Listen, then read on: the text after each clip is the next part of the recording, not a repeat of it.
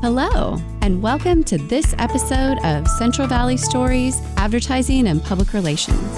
On this podcast, we talk history, trends, changes, and challenges with some of the region's veteran practitioners and agency owners. I'm your host, Professor Betsy Hayes, in the Media, Communications, and Journalism Department at Fresno State. Enjoy! Today we are here with one of our other wonderful industry leaders, Mark Astone, and Mark has a wonderful, exciting history in the advertising and public relations spaces in the Valley. And gosh, I think I knew him right at the beginning, back in the early 90s. So I'm very much looking forward to traveling down memory lane and hearing all of the things that Mark has done in the interim. So first of all, welcome and thank you. Thank you, Betsy. Great to be here. So let's go ahead and provide a little bit of context for our listeners and share about your career path. How did it all begin and how did we get to where we are today? It's a little unconventional, I guess. People ask me that a lot. How'd you get into advertising? And as a finance major, how did you get there? And so it's kind of an interesting story. I was student body president in 1987-88 here, and I really enjoyed my time here. And as I'm getting ready to graduate, I kind of selfishly didn't want to start back in the mailroom. So I began to search out some industries that I thought would be good for me, that maybe I had a little bit of a head start in. And I ended up in mergers and acquisitions, if you can believe it. And there was a group of Fresno business people. They were on the business associates here for the Craig School of Business, and I had some access to them through my work as student body president, and one of them offered me a job helping them do a roll-up strategy in the propane gas industry,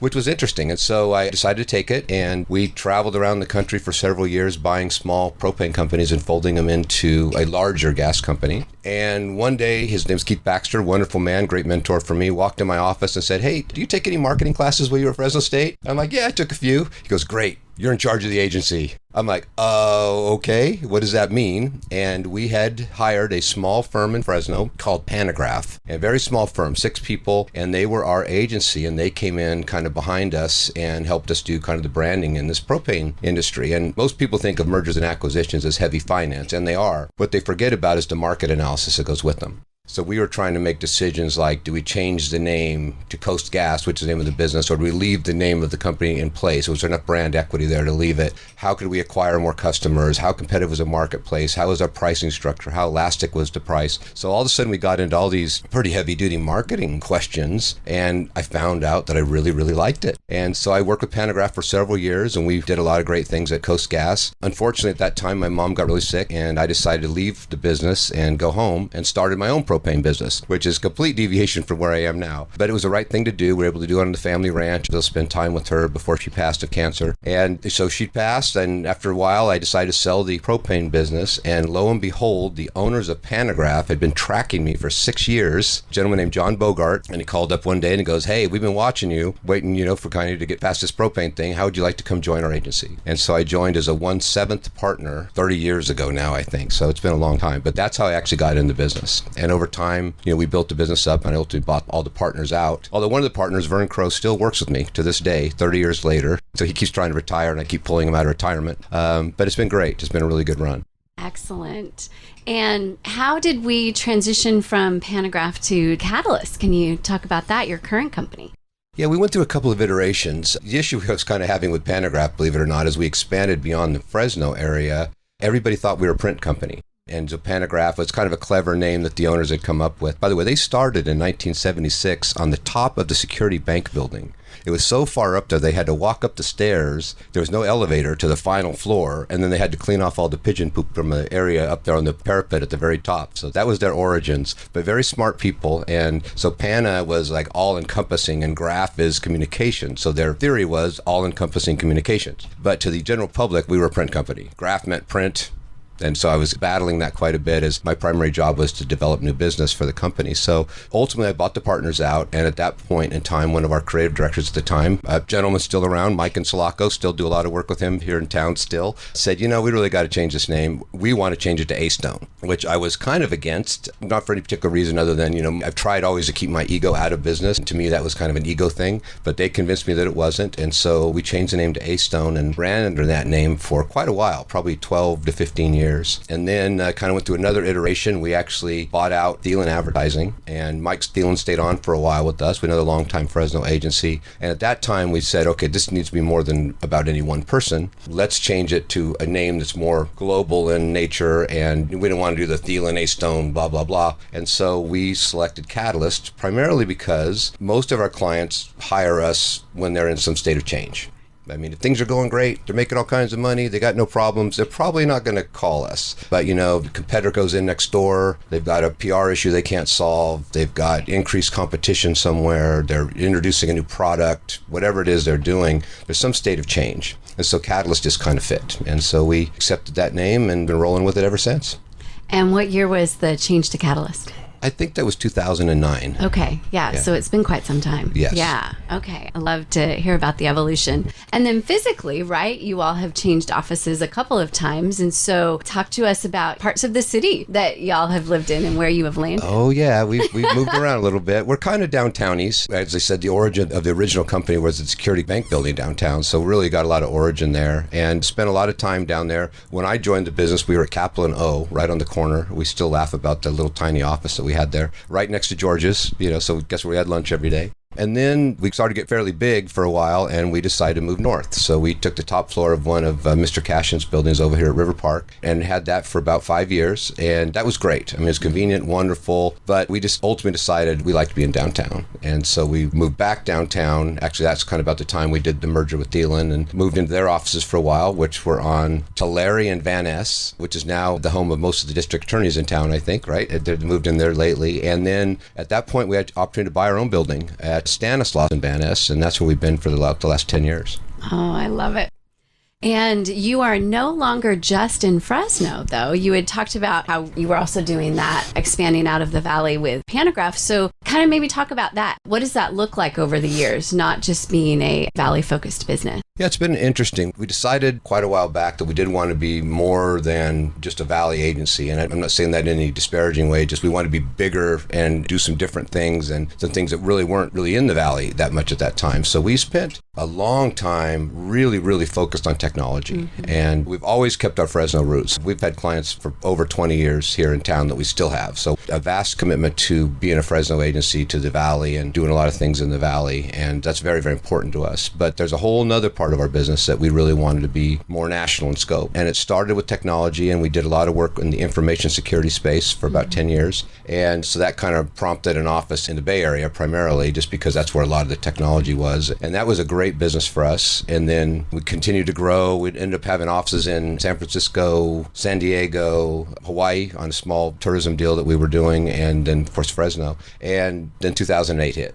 And we thought, and people weren't really coming to a lot of some of the other remote offices. We thought, let's pull this thing back. We also had an office in Sacramento, I should mention, had a lot of government business as well. And we thought, let's kind of pull back. Let's pull back to the main office. Let's kind of regroup here, look at what's somewhat recession-proof, because we had a lot of retail businesses. And I still remember getting a call from the Gap and Banana Republic, which is our largest business. We had probably 10 people on that account just in our Bay Area office. And no notice, called up, we're done. How long do you think you're going to be done? No idea. I said, well, I've got 10 people, that are working on your account. We need to probably make up some sort of plan here, and would not give a plan. And so we ultimately had to shut that office down. And we really kind of retrenched, and we thought, what part of the business do we love to do that still seems to be functioning even in a recession? Gaming. People still like to gamble. People still like to take their trips. Now, they might take less trips, but they're still taking trips. And so we made a very concerted effort to push into destination entertainment, is what we kind of called it at the time, which is primarily casinos and resorts. And that's been the main thrust of our business outside of the Valley for the last 10 years. And we're probably one of the top 4 in the country now in tribal gaming agencies. There's just a few of us that are really specialized there, and we're definitely at the top of that list. And it's been a great business for us, and it's been steady. Even through the COVID nightmare, when everybody shut down, we're pretty entrenched in that industry, and we're able to work with all of our clients through that, get them open and closed and open and closed, and they're all thriving now, thank goodness. And we've just kind of stayed the course with them, and it's gone really well. Oh, wow. It's so fascinating to hear about the evolution. And I love how you shared with us about getting back to, let's figure this out. What is potentially recession proof, and where are the revenue streams that are a little less volatile? Knowing, especially going through the pandemic, right? Something obviously nobody saw coming. Those are really important business discussions to be having, without a doubt. Over the course, if you don't mind, over the course of the years, we've probably reinvented ourselves at least 3 times that I can remember. There were conscious changes in our scope. One was just early on when we just decided we wanted to be more than just a Valley agency. And so you kind of need to specialize at that point. It's very difficult to be a general service agency. I mean, why would a car dealer in San Francisco hire you, right? When there's plenty of local agencies that have probably that expertise. But technology was really emerging at that point. And so that's when we made the whole thrust into technology, and we kind of rode that pretty far and expanded. The government was another one. We kind of rolled into the heavy government. The government really, like the retail, when '08 hit, the government contracts just stopped. And I can remember we won high-speed rail 3 times. I literally won it 3 times. I never saw a dime. We won the bid, and then, the governor didn't know us, so he wanted to rebid. And then we won again, and well, now there's too much extra money going out to past legislators, right? So we're going to clamp again. And then we won a 3rd time when we actually went in with the construction firms. It was the last iteration, and we actually won. We were at the winning bid with the winning construction firm, and then they cut the marketing out of the budget. And so you kind of have to adjust, and that's when we really tried to follow our own advice and really do some good planning and shift again. And, if things shift again, we'll shift again. We need to. Absolutely. And what's nice about having seen those pivots be incredibly successful is that gives you confidence and trust that, all right, well, if we have to pivot again, it's not going to be a big deal because we've proven we can do it. Right. Yeah. Let's talk a little second more about the government piece, because some of our listeners might not know that there is a pretty significant public education component to a lot of government activities. So can you maybe talk to maybe a couple of the things that you've done over the years and kind of what that looks like? Yeah, no, that's great. And it's still a great business. It's a little bit of a difficult business in that it's costly to kind of break in the RFP process. And it's all done through requests for bids, through bidding processes. And it's pretty robust. It's not something you just dip your toe in. You got to commit to it. And so when we were committed to it, I mean, we had a whole group, a third of our company did nothing but focus on government business and those bids. But it's great work. We did some wonderful stuff for the Department of Consumer Affairs that we're really proud of. At that time, there was a lot of fraud going on. You take your car in for a smog check, they'd break 9 things and suddenly your smog bill was 10 times what it was supposed to be. So we were able to really get the word out about protecting consumers. Probably our favorite to this day still is Babies First. We really have a fond spot for children in particular. My mom was a county supervisor in town, and I think through her, I really became focused on kind of women's and children's issues. And so that's always been an area for us to focus on. So we really like the work we did with Babies First and dealing with messaging to at-risk mothers, which was great. So yeah, at the time we had quite a bit of statewide business and we really enjoyed it. It's just, like I say, it's a robust business to stay in, and you have to be all the way in. And we went through that period in '08, '09 where really there wasn't a lot of bidding going on, and we just had to make some changes. Absolutely. So we've talked about how the client mix has evolved over your career. What about the work itself? Can you talk a little bit about the types of work that the agency did at the beginning and how that's changed over time? And I'm sure, my guess, is that some of it has and some of it hasn't, right? Yep. Yeah, it's always been an interesting business. The changes have been just amazing, and they come quick. You kind of think they're on the horizon, all of a sudden they're on you, right? And of course, the big buzz now is, how's artificial intelligence impacting the business and different things. But over time, it does change. The one thing I think that hasn't changed, that I think people forget about a little bit, is there's still required interpretation of the data. There's a lot more information out there, but there's still that judgment that what to do with this information, the art form, which is how do you take all these inputs and actually come up with a strategy that's going to work. And it's not easy, and it is still a skill. And it's not a skill that a computer is going to be able to replace. And that's probably the one constant, the thinking. And we tell everybody we hire, therefore we do quite a bit of assessment testing even when we bring people in, one of which is just their ability to assimilate information, because there is so much.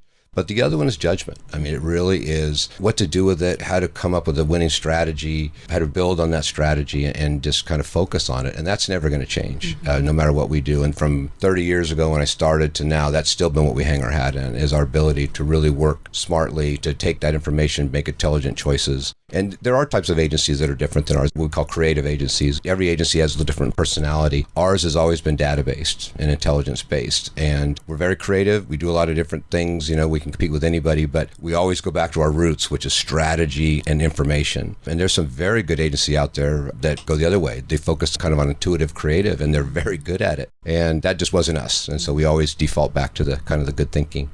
Which naturally leads into a conversation about technology. So you mentioned AI, and we'll get back to that in a second, but let's talk about when you first started, fax machines. Oh, yeah. And email was very much in its infancy. Yeah. Can you kind of take us all the way back and walk us through with the technology changes and how that's impacted your ability to serve your clients? It's night and day. I mean, I try and think back. It's hard for people even to fathom. And I tease my two sons, one's 31 and one just graduated. He's 22, just graduated here from Fresno State. And I tease about things that I'll reference things. I'll like, huh? What is that? But yeah, in those days, you did everything on Lotus 1, 2, 3. There was no Excel, right? Everything's on a spreadsheet. We run the whole thing on a spreadsheet, and there was no QuickBooks. There was none of these things that we currently have that make life so easy. So it's changed a lot of different ways in the business. One is how we run it.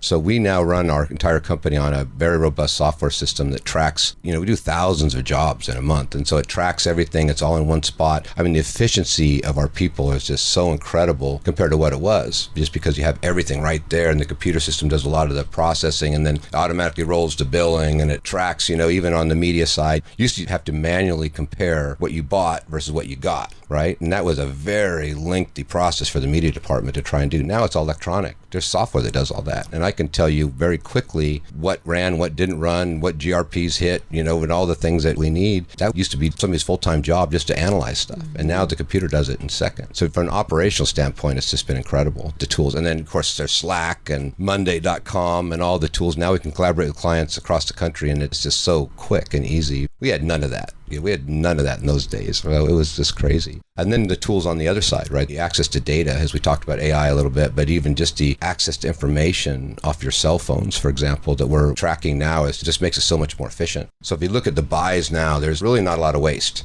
I mean, you really can understand pretty much where everything's going versus back in the day, what really was that old axiom, I know half my advertising's working, I just don't know which half, and now it's like, well, we pretty much know. We pretty much know what's pushing the right buttons and what's working, and we can kind of track based on your phone. In particular, we can track actual behavioral change, which we never got in the old days. Where the click-throughs are coming from and what are the demographics associated with it and all that. And you were talking about the tracking piece. I remember when I first started my career, keeping track of my time on a piece of paper initially, right? And I'm assuming at some point it was input into the computer, but on a piece of paper. Which is comedy now because, of course, there's an app for that, right? Yeah. The time tracking is pretty much done for you. I can remember walking into the offices when we were first moving, and they used to have a program called Time Slips when we kind of first started to go. And I can remember going into account reps' offices and seeing Post-it notes all over their office with their time. They haven't got around to inputting yet because it just wasn't second nature. You would write it down, but it wasn't to put it actually in the computer, just wasn't second nature at all. Now, to the current workforce and the generations coming up, it's almost think it and it goes in the computer. But when I started, it was, you had to think, all right, I got to go put my time in. Oh, it's crazy. Now, when you first started using email, do you remember if that was something that your company and your clients were readily, were all in initially, or did you have to do some cajoling to get folks to sign on to email? And I know, again, to a lot of our listeners, this is going to sound silly, but there were folks who were a little reluctant, right, to do that. Do you have any fun thought or things to share about early email days? Oh, yeah. And particularly in some of the more sensitive industries, like gaming, for example, where they really, really protect their database. Now, even to this day, that is the sacred piece that you can't really breach. Even though we do so much data work, we almost never get direct access into anybody's systems anymore. But when email came out, that was the big concern, right? Oh, my goodness, email, we can't move this information. What if people grab it and read it? And, of course, it wasn't encryption like there is now either. So there are probably some valid concerns. But yeah, there was a lot of security concerns with moving things around via email. And then, of course, then the same thing happened when we went to apps now. And the same thing happened when we moved to social media. I can remember fighting those battles. And to me, it always seemed the front line was always kind of with the gaming commissions at the tribal commissions, for the gaming, just because they were most concerned about security. Of everything we did, they seemed to be the ones that had the most concerns. And so that was always the front line, was, all right, if we can get this to gaming, this is going to work, okay? Yes. And so it's been interesting how it kind of has evolved. Yes. Oh, that is interesting because, that was your litmus test, right? Okay, if we can make it work here, everybody else will easily come on board. Yeah, I remember emailing only the people in the office for a while because they were the only ones who had emails, and then eventually the clients in the media, and then obviously now, again, we think it and it turns into an email. Yep. Yeah. So back to AI just for a moment. This is something that was coming, right? We knew that this was coming. Obviously, the speed and magnitude and the impacts are still, I think, a little bit difficult to assess. But it is something, of course, that a lot of folks are talking about, particularly in our space. There's fear, of course, associated with it and concerns. And then there's other folks who are just treating it as another tool and saying everything is going to be fine. I don't know if anyone knows the actual answer to that yet, but if you could maybe talk a little bit about how it's affected your work and maybe, I don't know if you want to predict what's going to happen in the future, but I'd love to hear your thoughts on that. Yeah, no, it's been interesting, and it feels like it's happened quickly. I'm sure it's been in evolution forever, but it seems like it landed so quickly. I mean, one day, some of our staff's walking up going, hey, we got to start looking at this chat AI tool, and some of the things it can do, and then next thing I know, we're in it every day. And so we've always been a technology-forward company. Matter of fact, we have a position in the company that's kind of his job, is to keep us on the front edge of whatever helps us be better, for our clients. So we've been in AI since its inception, really, since we were first starting to use it. But we're in it pretty deep now in a couple of areas. But still got to have the judgment there. But I think where we're seeing some of the big stuff that I think is probably going to ultimately get regulated. Elon Musk, is calling for a lot of this now and different things. But we have access to so much information. I mean, we've got a tool now that we're using for our clients. We can track, a lot of it's based on your phone, but we can track basically where you go before and after you make a buying decision. Like if you're going to go to a casino, for example, I know where you were before. I know where you were when you made the decision. I know where you went after. I know how long you were there. I know what you did when you were there. And then AI's big thing is it can aggregate all this information. So now I can look at that across thousands of players at the same property, and you can begin to predict so many kind of trend information and access and when to advertise and when to talk to people and what to say. I mean, it's getting a little, Minority Report-ish, if you will, in terms of its ability to anticipate how to create those messages and when to serve them up. But it is pretty intrusive. I mean, you start seeing the mapping now and you're like, wow, it's pretty incredible. And I just got to believe at some point that California's on the front edge of a lot of that stuff. Right. But at some point, I think they're going to want to curb what information they can actually capture and share. But for now, it's wide open. It's the Wild West, and it's available, and we're going to use it for our clients until they say we can't. Gosh, that's really fascinating because I'm foreseeing different applications of some of the data that you share that you collect. And talk about targeted messaging. Yeah. If 3/4 of the folks who attend that particular casino go out to dinner in this particular area, I mean, oh my gosh, that's just fascinating. And I really appreciate that you talked about the judgment piece. And I think that that's one of the things that is giving myself and my colleagues and hopefully our students a little bit of peace that, yes, ChatGPT can come up with some ideas for titles of things and even language. But at the end of the day, the human really needs to analyze and assess that and take that in conjunction with other data plus experience and knowledge of what's happened in the past and make a decision on whether or not that's going to be the way to go. Right. And not just assume that because a computer and AI spit it out that that's the direction to go. Right, exactly. And we stress that so hard. And again, we test for that because that is the piece, right? And I do not believe a computer is ever going to be able to get to the point where it can intuit that information. I mean, it looks at trends. It just looks at information. And based on what it sees information, it makes sometimes incorrect judgment calls. And I could see that. We have a quote on the wall at the office, and it's a little bit about changing direction and judgment. But Henry Ford had a great saying. He said, if I asked people what they wanted, they would have said faster horses. And AI is not going to give you a car. They're going to give you a faster horse in general, right? They're not going to see the turn. And that's where the future of our industry is people that can have some vision, can look at the information, but also have that intuitiveness and that understanding of human behavior where they can kind of say, okay, maybe we can go right or go left here or adapt in a different way. And that's really, I think, where the change is going to come for us, but also the future of our industry. The routine, rote, automatic kind of stuff that's just linear, yeah, that's going to somewhat get replaced by computers. But what really makes us good is how to really understand how people make decisions and when they make them and why they make them and all the different things that go into that process, subtle and not so subtle. That's where our future is. Yes. Oh, I love that.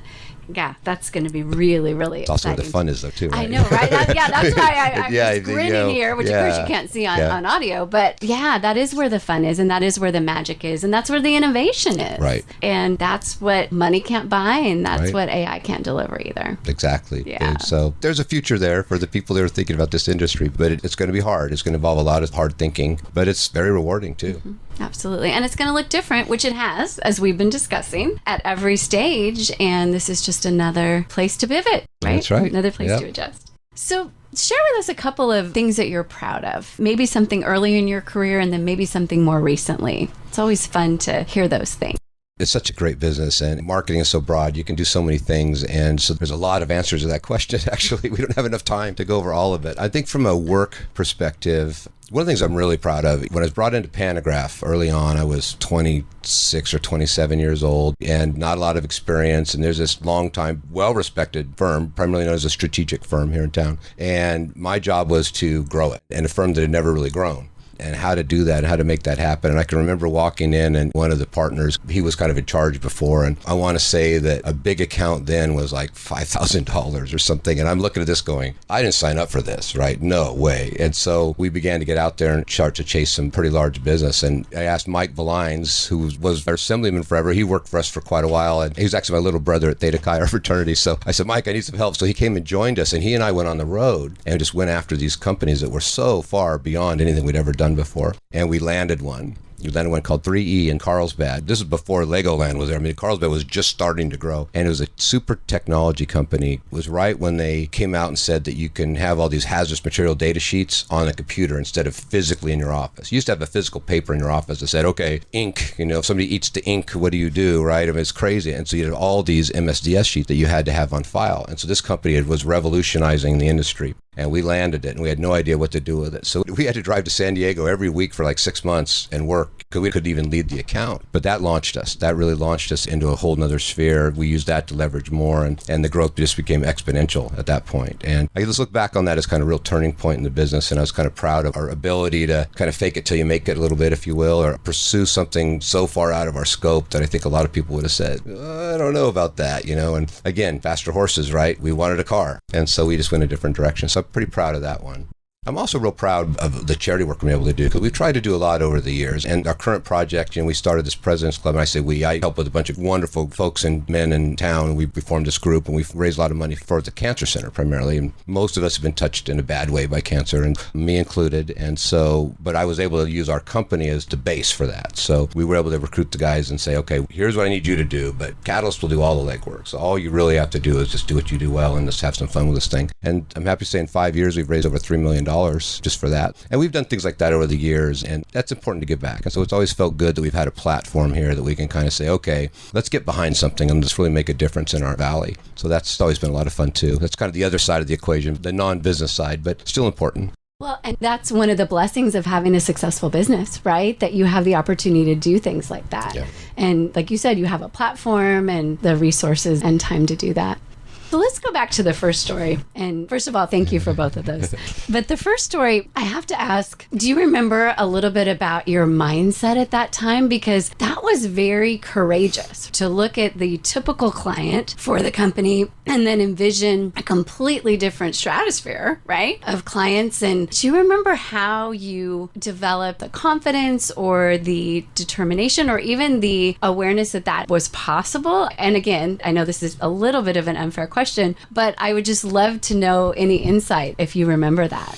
Yeah, I've always felt like one of the great traits, at least for me, was always been perseverance. I've probably never been the smartest person there or other things, but perseverance is always kind of what has been a hallmark for me personally, and I think for our company, which I think is good if you're in a marketing agency. You kind of got to have it, because it's in a service business like ours. It's kind of easy for things to change, kind of easy for customers to leave you if they want to.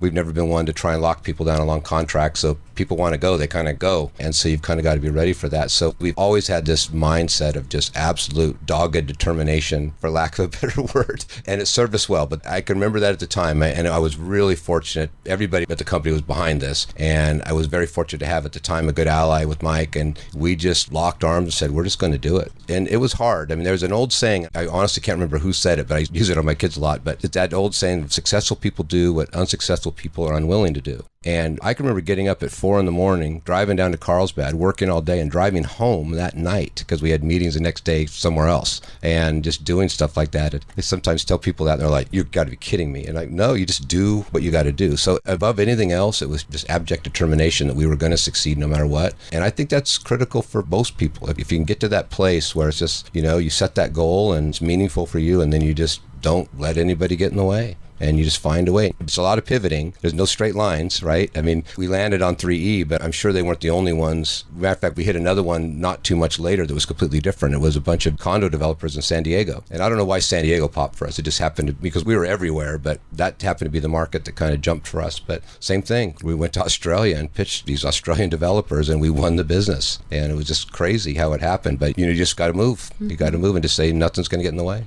So coupled with that, not everybody said yes. Nope. You got you got a lot of lows. So, I'm really especially thinking of the students who are going to be listening to this podcast. What is, or do you even have a conscious strategy about dealing with the no's? Because unfortunately, there are going to be them, particularly and when you have your own business and it's based on clients, which do ebb and flow over time. And you get a no, or maybe one or two or three in a row. Maybe talk to that a little bit.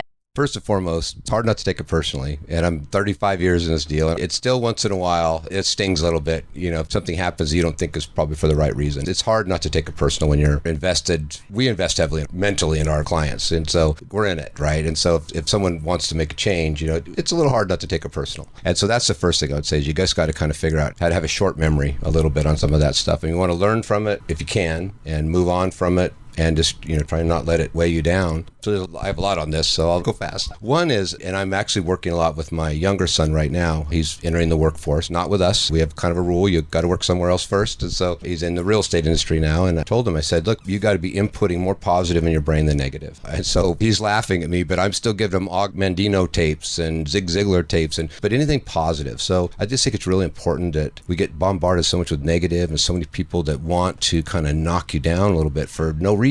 It's important to be putting the positive in. So I just have this rule that you need to put more positive in your brain than negative every day.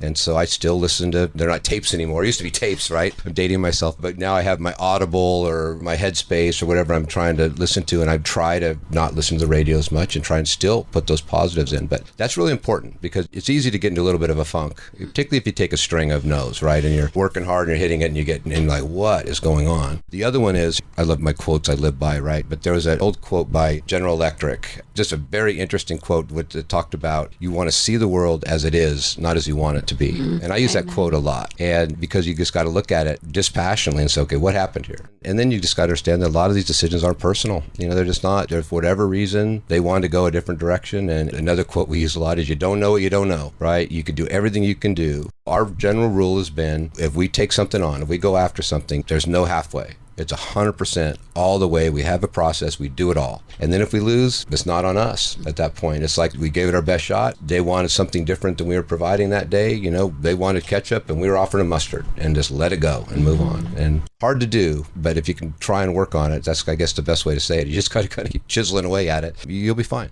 And if you do the right stuff, I'm a firm believer in this. If you follow the right process to do the right things, the result will happen. Maybe not in the time frame you think it should happen, but it will happen if you're just doing the right stuff. And that's what we do. We just try and focus on that. Thank you. So pivoting back to change a little bit, what is maybe one or two changes that have happened throughout your career that you think has made the industry better or made your company better or you better? How have some of these pretty serious things that we've been talking about been good overall, net positive?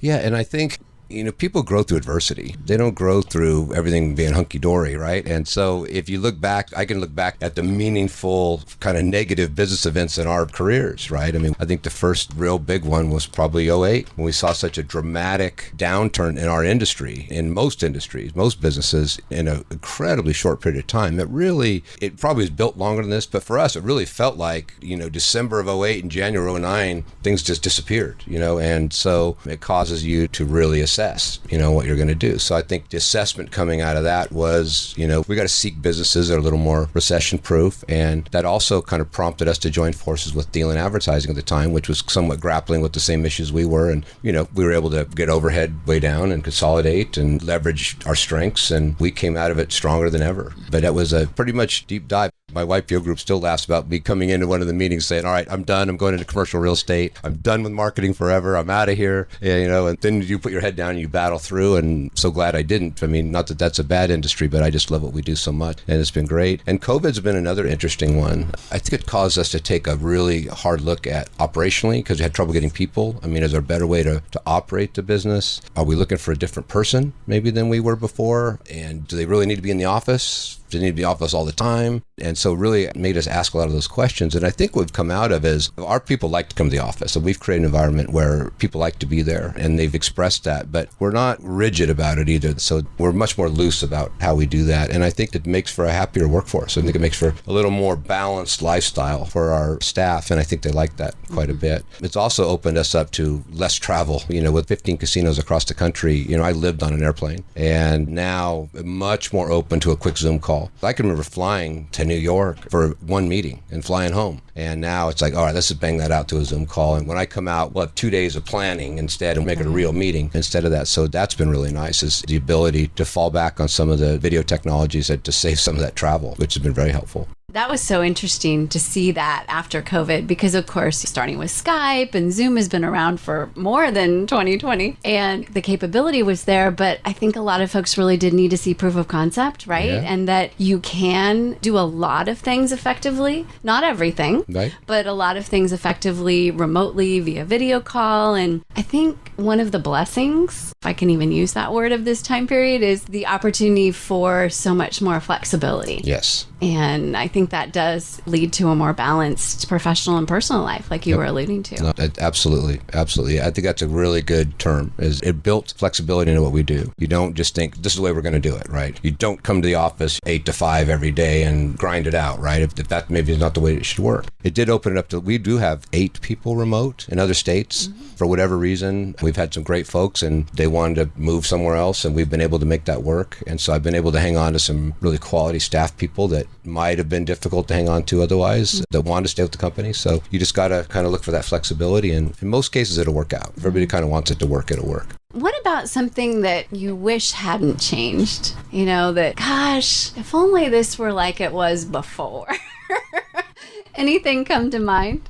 And this is going to almost sound like a contradiction to what I just said, but the face-to-face, even though at times it saves me, some pretty massive travel, and I argue with people all the time on this, I still don't believe meaningful relationships can get built on video. And I have people argue with me, literally, they'll go toe-to-toe with me on this. Oh, I totally disagree with that. And I'm like, I still think relationships are built interpersonally, right? In front of people, breaking bread, doing an activity, just beyond just seeing them on a video screen. And so there is still quite a bit of reluctance in cases where I do want a meeting, or I do want to come in, build that relationship, where I'll get pushed off, oh no, let's just do a Zoom. Let's just do a Zoom. I'm like, well, no, I haven't been out there in a year, and at times I think when we have lost an account or something's happened, I do think that's been part of the cause. I think we haven't been on property, in front of people as much as we want to be. And that opens the door sometimes for somebody else to do it. And so there's a balance, but I think I would love to see a little more on the face-to-face, the meeting together and actually spending some time together, not running to the next meeting and the next meeting. That's where we really lost. I think maybe the pendulum is swinging a little bit more toward that. I mean, slowly, but I believe that in the conversations I've had and with my own experience, I think folks are sharing your sentiments. Yep. And I'm hopeful. We don't have to go back to everything face to face as we've discussed, but perhaps, like you said, 10%. 20% more, right? And we're seeing that. I mean, and really in the last 6 months even, has really changed. And I'm actually heading to New York tomorrow. So that's why I wanted to come and see you today, to go see some clients who've been a little reluctant to get together. And we've got 2 days planned with them. So we're going to do some planning and do some nice stuff. We just got back from another client last week where we spent 2 days down there. So it's not just having the meeting, right? You're having dinner and you're spending some time just talking, just getting to know each other a little bit. And that is what you don't get on Zoom. Zoom's over, you're out, right? You're on the next Zoom. But when you're sitting there, there's all that chatter and all that things that go on around those meetings that you just can't get. And so I do believe people want that and miss that. And so I think some of that's coming back. Yeah, I'm hopeful. So if you were to share some advice for folks who are thinking about going into this space as a career, what would your advice be? Well, it's fun. And I've actually kind of go through this a little bit with my younger son, as I mentioned. So I've given a lot of this already. I've been thinking a lot about not just this industry, but just in general. And one is, whatever your chosen field of endeavor, be a student of the business. You have to be. You can't just wander through. There's too much going on. To do it right, you really need to be a student of the business. You need to be reading up on whatever your chosen field is. You need to understand how it really works, how it affects people. And that takes a lot more energy than a lot of people are willing to put in, frankly. So that's a big one. I think the other one, as we talked about, I think determination. Just spend some energy on yourself, right? What do you want to do? What do you like to do? What are you good at? We do a lot of assessment testing. And in that process, we end up spending a fair amount of time with our staff, counseling them a little bit on what we're learning from these assessments, right? Where people are, what motivates them kind of deep down inside and what excites them. What do they want to do? Because I'm a firm believer that's where it should start. You shouldn't be grinding something out. If you're unhappy, make a change. Make a change. And a lot of people want to cling to a path when they maybe realize it's not the right path. So I would say figure out where you really want to be, where you want to go. And then it's that dogged determination again, right? Don't let people talk you out of it. Don't let people put barriers in your way. Even Lorenzo Neal used to have a great quote I used to use quite a bit. He worked for us for a brief period of time as well. We traveled and I got some wisdom out of him. But he said, a setback's just a setup for a comeback. And so when the people throw a barrier in your way, just go around it, go over it, go under it, go through it, but don't give up no matter what you do. So if you're putting the energy in on yourself to know what you like to do, if you're really figuring out the path for you based on you, right? Based on what you want to do and what other people tell you, but based on you, and then you just have that determination to make it happen, you're going to be great at whatever you do. Thank you for that. Anything else that you would like to add? No, I just really appreciate you having me on the podcast. This has been a lot of fun and good catching up with you as we go back. I'm not going to date us, but a long time. Please don't. And back to the early days, as I call them. But no, I appreciate it. And I hope this is valuable for the people to hear it. Oh, thank you so much, Mark. Today we've been here with Mark Astone, one of our fabulous industry leaders here in the Central Valley in the space of advertising and public relations. Thanks for listening. Thank you for joining us for this episode of Central Valley Stories, Advertising and Public Relations. Join us again next time as we talk history, trends, changes, and challenges with more of the region's veteran practitioners and agency owners. Until then, take care and be well.